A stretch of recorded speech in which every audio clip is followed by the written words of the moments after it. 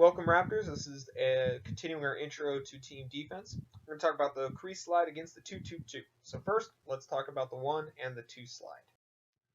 Alright, so here is our 2-2-2 formation.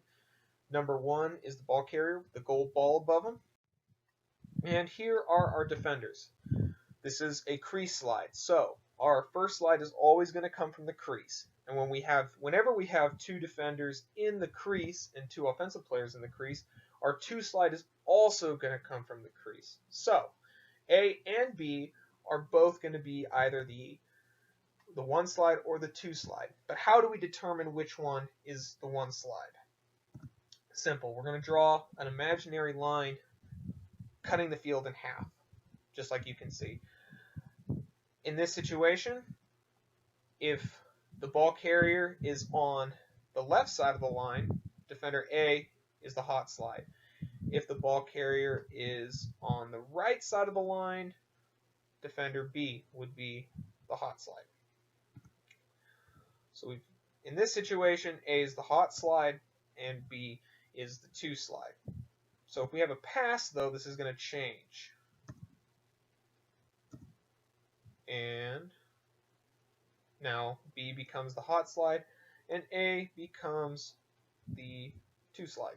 Notice that B is above his man ready to slide. He's not behind the man he's guarding. So it looks just like that. So we're going to add a man in there. The slide's going to look something like this. We've got our communications and then slide. Just like that. Nice and easy. Alright, now we're going to talk about something very crucial to team defense, and that's the opposite adjacent. The 3 slide is going to come from the opposite adjacent. Just drill that into your heads right now. Whenever we are running a crease slide, the 3 slide is going to come from the opposite adjacent. And we're going to talk about how to recognize when you're the opposite adjacent. So if you remember back to when we were talking about adjacent sliding, adjacent primarily means next to. So in this case, the 2 adjacent players are going to be D and C. They're on the left and the right side of the man guarding the ball carrier.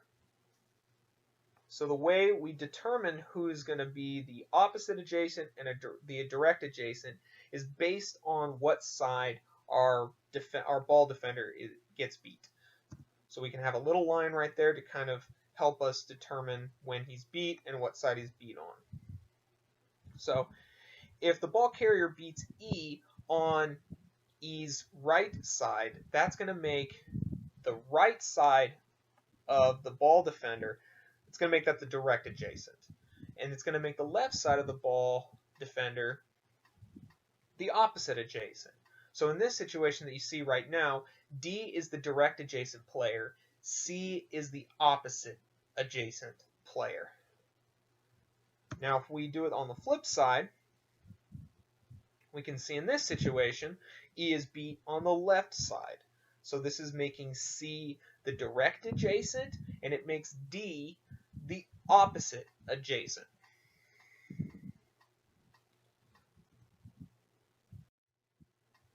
Alright, so now we're going to talk about the 3 slide. The 3 slide comes from the opposite adjacent, just like we talked about. So it's going to look something like this.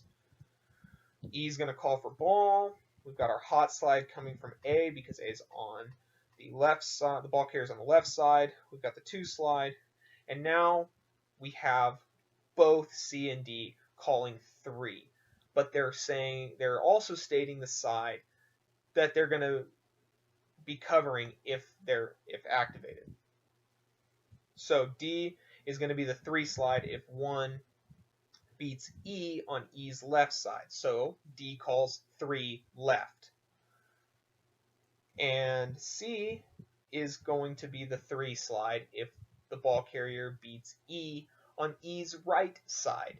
So C becomes the 3 right. So now in a perfect world, E is not going to get beat top side. In this case, we don't want him getting beat on the right side, but we want to be ready either way.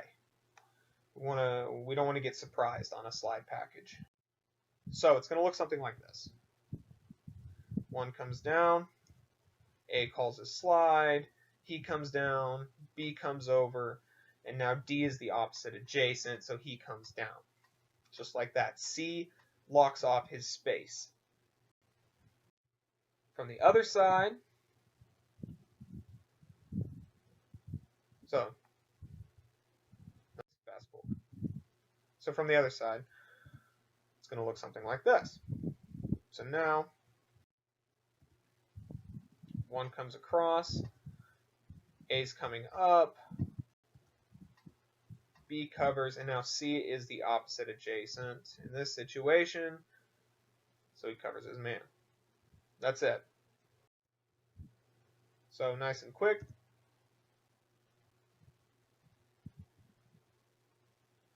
Just like that. D's holding his spot in this situation. Alright, final part. We're going to talk about the recovery. Recovery is real simple. It's just like we talked about in the adjacent sliding. We have to have the recovery slide. The guy who gets beat has to cover the spot. So E, we will start the slide package any other way with our communication. E is beat. Our 1, 2, and 3 slide are coming in, and now E has to fill in space. So he drops back down to wherever the 3 slide came from. So if you're in E's position and you're beat, you have to know that the 3 slides coming from the opposite adjacent, and you are covering that slide. So you're just turning the opposite direction that you got beat and filling in that space. So here's your exercise. Read through and make sure to turn this in.